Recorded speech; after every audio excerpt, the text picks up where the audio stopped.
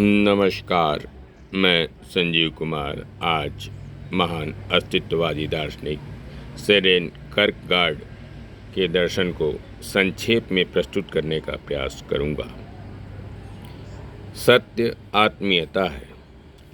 Truth is subjectivity. Kierkegaard वैचारिक आत्मा तथा अस्तित्ववान आत्मा में भेद करते हैं। वैचारिक आत्मा को सत्यों की अनुभूति नहीं हो सकती। यदि वैचारिक आत्मा सत्य का कोई चित्र प्रस्तुत करता भी है तो वह वैचारिक सत्य हो सकता है, वास्तविक सत्य नहीं। वास्तविक सत्यों की अवधारणा नहीं बनती, उन्हें जिया जाता है, उन्हें झेला जाता है। किरकेगार्ड स्पष्ट कहते हैं, मैं सत्य को तब तक नहीं जान सकता जब तक वह मुझ में जीवंत न हो जाए। I don't know truth except when it becomes life in me. अब यदि सत्य ऐसा है तो सत्य आंतरिकता है। यदि हम ईश्वर को वस्तुनिष्ठ ढंग से जानने का प्रयास करें, तर्क करें, तो इससे ईश्वर की अनुभूति नहीं होती। ईश्वर प्राप्त नहीं होता, बल्कि कुछ दुविधा अवश्य प्राप्त हो जाती है। परिणाम स्वरूप आंतरिक विह्वलता जगती है। यदि यह विह्वलता प्रबल रूप से भावात्मक हो जाए तो इसमें दुविधा का भी आत्मीकरण हो जाता है और आस्था का प्रादुर्भाव होता है। आस्था उसके लिए सत्य है। अतः ईश्वर आस्था प्रबल भावात्मक आत्मीयता में जकड़ी हुई अनिश्चयता है, परंतु आस्था की स्थिति में ईश्वर सत्य प्राप्त होता है। किरकेगार्ड के अनुसार तीव्र आंतरिक भावनात्मक विह्वलता से आस्था जगती है। भावनात्मक रूप से सशक्त आस्था ईश्वर सत्य है। इस प्रकार का सत्य किसी वस्तुनिष्ठ तत्व को पा लेना नहीं है, यह आंतरिकता में ईश्वर को पा लेना है। अस्तित्व की तीन अवस्थितियाँ। जीवन के तीन स्तर हैं, संवेदनात्मक, नैतिक और धार्मिक। किरकेगार्ड स्वीकारते हैं कि कोई व्यक्ति जो मूलतः संवेदनशीलता के स्तर पर है, किसी क्षण में नैतिक भी हो सकता है तथा किसी अन्य क्षण में धार्मिक भी।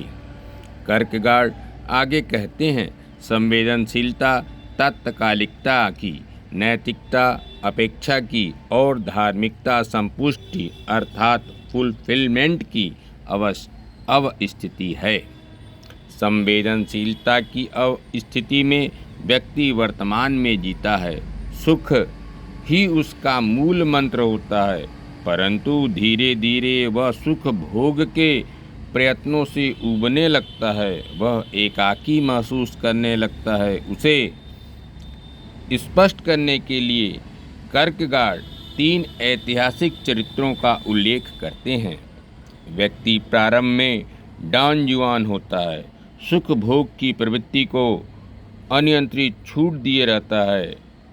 धीरे धीरे उसे सुख भोग निरर्थक प्रतीत होने लगता है, अतः सुख भोग की प्रति संशय जगता है। किरकेगार्ड के अनुसार अब डॉन जुआन फास्ट बनकर उभरता है। संशय क्रमशः नैराश्य को जन्म देता है, क्योंकि जिस सुख भोग के लिए वह आतुर है वह भी उसे उपलब्ध नहीं है। इस नैराश्य का प्रतीक अहसुरस है। यही नैराश्य संवेदनशीलता के स्तर से नैतिकता के स्तर में बदलाव का उपादान है। स्व के प्रति अत्यधिक लगाव ही नैराश्य का मुख्य कारण है। यह समझ लेने पर उसे अब आवश्यकता प्रतीत होती है कि वह स्व की सीमा को तोड़े तथा अन्य के साथ अपने को जोड़े।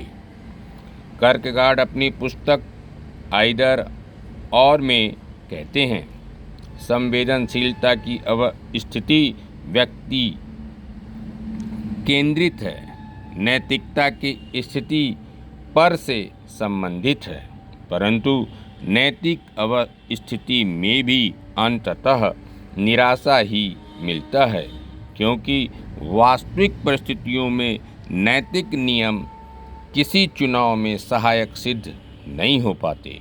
इस नैतिक निराशा से व्यक्ति धार्मिकता के स्तर में प्रवेश करता है। यह स्तर परंपरागत धार्मिकता नहीं वरन सघन आस्था का स्तर है। यह नैतिकता से सोदेश्य ऊपर उठने की प्रक्रिया है।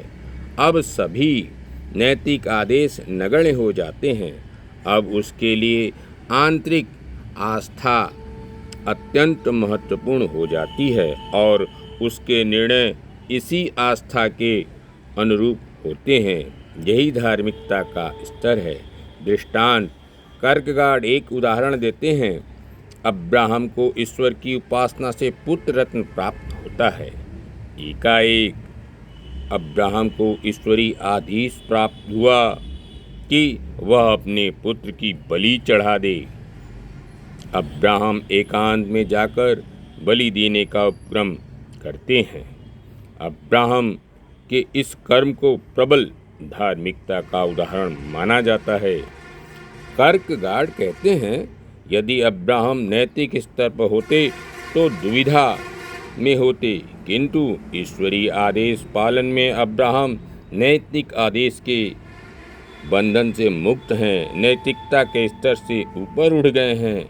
इस स्थिति में वे ईश्वर के प्रति निरपेक्ष रूप से समर्पित हैं। आस्था ही उनके लिए सब कुछ है। इसी कारण अब्राहम को आस्था का प्रणेता, फादर ऑफ फेथ कहा जाता है। यही धार्मिकता का स्तर है जिसमें महत्व मात्र एक तथ्य का है, अपने अंतर में ईश्वर के प्रति पूर्ण एवं निरपेक्ष आस्था का उदय होना। अंत में अब्राहम को अपने बेटे को बलि देने के निश्चय में तनाव की स्थिति में रहा होगा, किंतु कर्कगार्ड के अनुसार इस प्रकार का तनाव एवं क्लेश तो वास्तविक धार्मिकता आस्था का आवरण है, कलेश्वर है। धन्यवाद। नमस्कार।